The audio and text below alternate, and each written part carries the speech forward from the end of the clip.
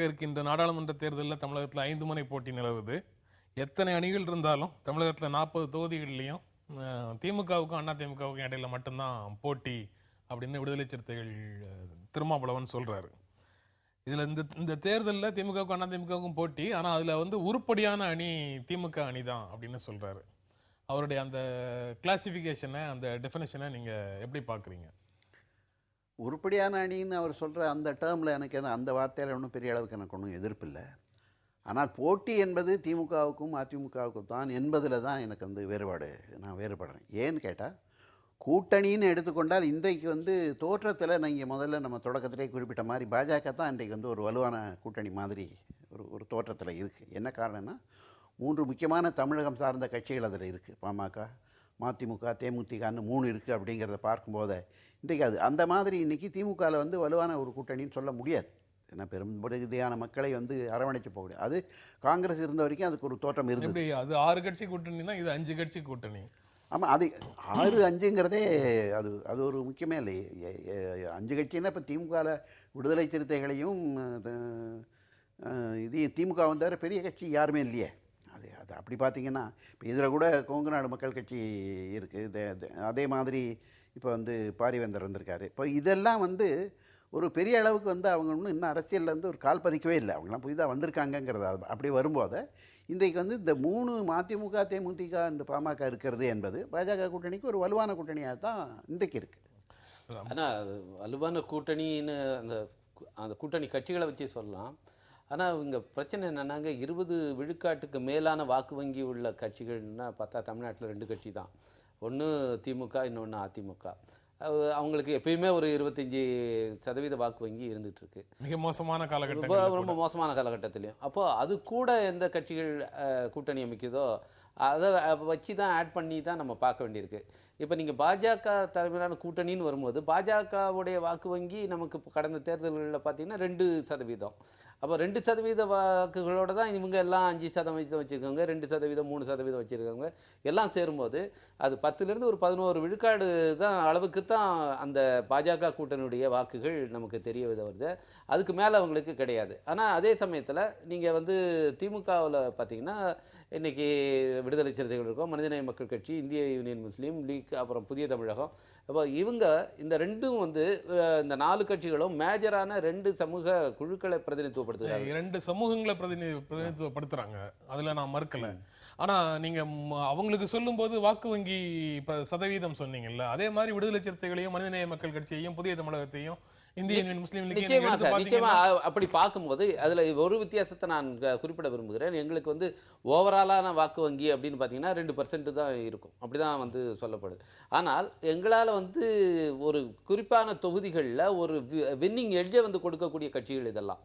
அதுதான் அவங்களுக்கும் எங்களுக்கும் இருக்கிற வித்தியாசம். இன்றைக்கி உதாரணத்துக்கு மதிமுகவை எடுத்துங்க. அவங்களுக்கு 5% அல்லது 4%னா அது பறந்து இருக்குது. அவங்களுக்கு ஒரு டெசிசிவான ஒரு வின்னிங் எட்ஜை கொடுக்கக்கூடிய தொகுதிகள்னு பார்த்தீங்கன்னா 1-2 கூட நமக்கு சொல்ல முடியாது. விருதுநகரில் இருக்கலாம், அதை அவரே நின்றுகிறார். ஈரோடு இருந்தால் அவரே நின்று கொண்டிருக்கிறார்கள். ஆனால் இங்கே திமுக கூட்டணியில் இருக்கிற இந்த கட்சிகளுக்கு ஒரு டெசிசிவான ஒரு வின்னிங் எட்ஜை கொடுக்கக்கூடிய வாய்ப்புகள் கொண்ட தொகுதிகள் அதிகமாக இருக்குது. எனவே அதிலிருந்து இது வேறுபடுது.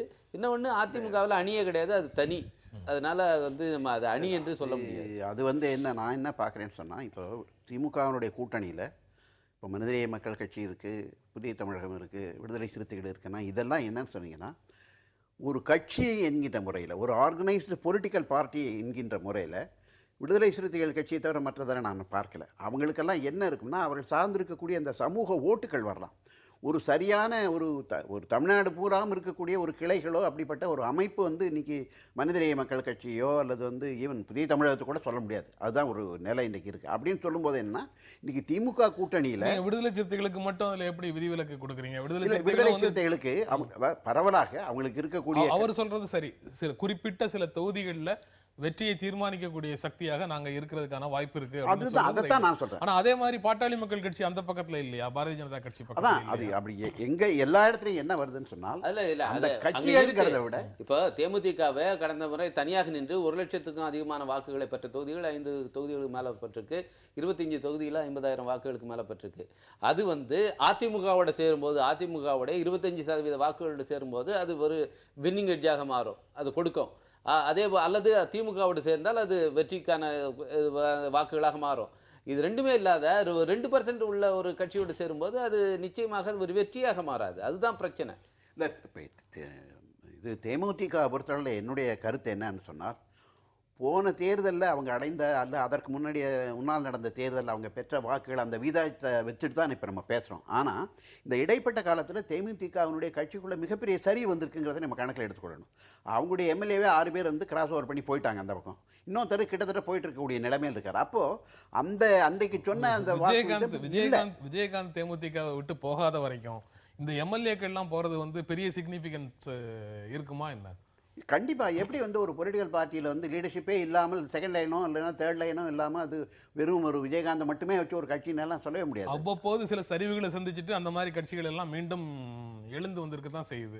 இல்லை அது இல்லை எமர்ஜென்சி சமயத்தில் திமுக விட்டு ஏராளமானவர்கள் வெளியில போறதா இல்லை அப்படிப்பட்ட கிரைசிஸ் இல்லையா, அது கட்சிக்குள்ளே இருக்க கிரைஸ் தான். அன்றைக்கி வந்து எமர்ஜென்சிங்கிறது ஒரு பெரிய நேஷனல் கிரைசிஸ், அகில இந்திய அளவில் வந்து ஒரு கிரைசிஸ், அடிப்படையான ஜனநாயக உரிமைகளுக்கான 77 எமர்ஜென்சி லிஃப்ட் ஆனதுக்கு அப்புறம் அதிமுக ஆட்சிக்கு வந்ததுக்கு அப்புறமும் 2ஆம் கட்ட தலைவர்கள் பலர் வந்து திமுக விட்டு அதிமுக அது வந்து எப்பவுமே அது இருக்குங்க. அது வந்து எப்படின்னா யாரு பொலிட்டிக்கல் பார்ட்டி எது கொஞ்சம் வலுவாகுதோ இல்லை ஆட்சிக்காரவங்களுக்குன்னு சொல்லும்போது இந்த 1000 அந்த பாலிடிக்ஸ் நடந்துக்கிட்டு தான் இருக்காது.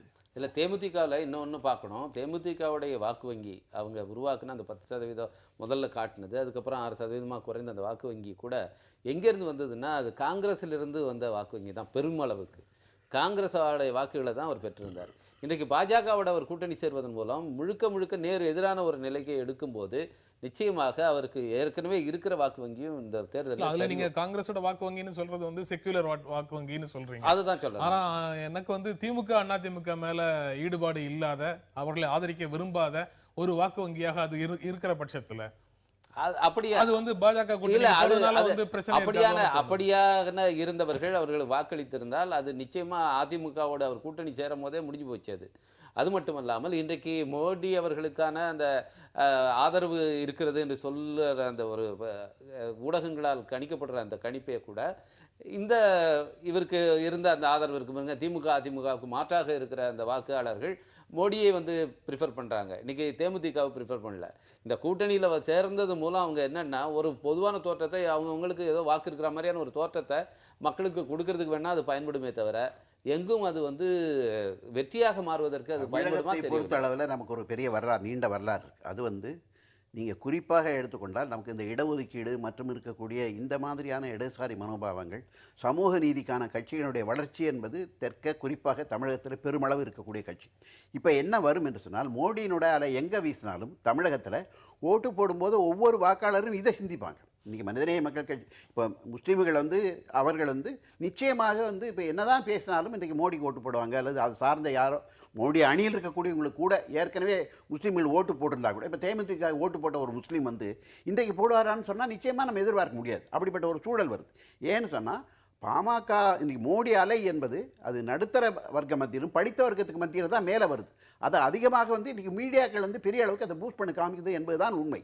அது இப்போ சரிஞ்சுக்கிட்டு வருதுங்கிறது இப்போ இந்த 2 மாதம் நடக்கக்கூடிய நிகழ்வுகளே நம்ம பார்க்குறோம். இப்போ மோடி அலை என்பது 2 மாதம் முந்தி இருந்த மாதிரி இப்போ இல்லை.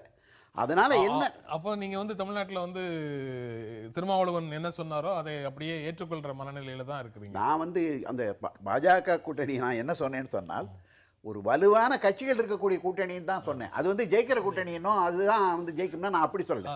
திருமாவளவன் சொன்னது வந்து உருப்படியான கூட்டணி, உருப்படியான அணி அப்படின்னு சொல்றது வந்து வெற்றி பெறும் வாய்ப்பை வச்சுதானா, ஐடியாலஜிக்கலா இல்ல வெற்றி பெறும் வாய்ப்பை வைத்து அவர் சொல்லவில்லை. அதனாலதான் வெற்றி கூட்டணி சொல்லவர் உருப்படியான அணி என்று சொல்கிறார். ஏன்னா அது இதுலதான் ஒரு மதச்சார்பற்ற கொள்கையை முன்னிறுத்தி இந்த கூட்டணி அமைக்கப்பட்டிருக்கிறது. அது வந்து இந்த நிலை என்பது வேற எந்த கூட்டணிக்கும் இல்லை. இன்னும் சொல்லப்போனால் இது தமிழ்நாட்டில் அதிமுகவும் தன்னை மதச்சார்பற்ற ஒரு அணியாக அல்ல, அணி என்று சொல்ல முடியாது, கட்சியாக சொல்லி கொண்டாலும் அதை யாரும் இப்போ ஏற்றுக்கொள்வதற்கு யாரும் தயாராக இல்லை. அவங்களே சொல்கிறாங்க, அவங்களுடைய பிரச்சாரத்திலே காங்கிரஸ் அல்லாத இந்தியா என்ற பாஜகவின் கோஷத்தை அவங்க வந்து இன்றைக்கி பேசுகிறாங்க. இன்னொன்று, மத்தியில் வந்து பங்கேற்க வேண்டும், மத்தியில் அமையப்போகிற ஆட்சியில் அதிமுக பங்கேற்க வேண்டும் என்று தான் அவங்க வந்து பிரச்சாரமே பண்ணுறாங்க. அப்படி பண்ணும்போது காங்கிரஸ் இல்லாத ஒரு ஆட்சி அமையணும்னு சொன்னால் இடதுசாரிகளையும் அவர்களே விரட்டி விட்ட நிலையில் 3வது அணியில் அவங்க இடம்பெறுவதை பற்றி அவங்களுக்கு இப்போ அக்கறை இல்லை என்பதும், பாஜக கூட்டணியில் அவங்க இடம்பெறுவதை பற்றி தான் அவங்க பேசுகிறாங்க என்பதும் நமக்கு தெரிய வருது. இல்லை, அது வந்து ஒரு அப்படி சொல்றதுல வந்து வேறு வேறு இன்டர்பிரிட்டேஷனுக்கு வாய்ப்பு இருக்கு. அதை பற்றி நாங்கள் ஏற்கனவே நேற்று முன்தினம் எல்லாம் பேசியிருக்கிறோம். அதில் ஒரு நேர்மை, அப்படியே சொல்லி அவர் ரவிக்குமார் சொல்ற மாதிரி இருந்தால் கூட அதில் ஒரு நேர்மை இருக்கிறதாக பார்க்குறேன். ஆனால் யாருக்குமே வாக்களிக்க மாட்டோம், தேர்தலுக்கு பிறகு இந்த மாதிரி சக்திகளை ஆதரிக்க மாட்டோம்னு சொல்லிட்டு ஒருவேளை ஆதரிக்கக்கூடிய சூழலுக்கு போகக்கூடிய கட்சிகளை விட அப்படி சொல்லாமலே இருந்து போறது எவ்வளவோ பெட்டரோன்னு தோணுது. ஏன்னா ஐக்கிய முன்னணி ஆட்சியிலையும் திராவிட முன்னேற்ற கழகம் இருந்திருக்குது, தேசிய ஜனநாயக கூட்டணி ஆட்சியிலையும் திராவிட முன்னேற்ற கழகம் இருந்திருக்குது, ஐக்கிய முற்போக்கு கூட்டணி ஆட்சியிலையும் காங்கிரஸோடவும் திராவிட முன்னேற்ற கழகம் இருந்திருக்குது. அப்படி இருக்கும்போது கொள்கை ரீதியாக அவர்கள் நின்றார்கள் அப்படின்னு சொல்லி திருமாவளவன் இப்ப சொல்றதை எவ்வளவு தூரம் ஏற்றுக்கொள்ள முடியும்? இல்லைங்க, கொள்கை ரீதியாக நின்றார்கள் நான் அதை ஒத்துக்கவே இல்லை. அதை நான் முழுக்க நிராகரிக்கிறேன். ஏன்னு கேட்டால், நான் வந்து விடுதலை சிறுத்தைகள் தோற்றத்திலேருந்து அதோட நெருங்கி நான் அதனுடைய எனக்கு நட்பு இருக்கேன். ரெண்டாவது அதை நான் பார்த்து கொண்டு வரேன். அப்படி வரும்போதே விடுதலை சிறுத்தைகள் கட்சி திமுக அணியில் கடந்த காலத்தில், குறிப்பாக ஈழப் பிரச்சனையில் மற்ற பிரச்சனைகளில் திமுகவோடு இருந்தது அதற்கு ஒரு லைபிலிட்டி தான்.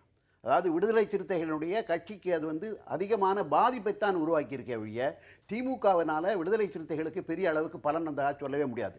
ரெண்டாவது, இப்போ காங்கிரஸ் வெளியில் போன பிறகு இப்போ என்ன வரும் என்று சொன்னால், இந்த திமுக கூட்டணியின் மேலே மற்ற அணிகள் அதிமுகவோ அல்லது பாஜகவோ வரக்கூடிய அவங்க என்ன சொல்லுவாங்கன்னா, இந்த காங்கிரஸுடைய லஞ்ச ஊழலை பற்றி பேசும்போது அது திமுகவும் அதனுடைய பார்ட்னருங்கிறது சொல்லித்தான் வரும்.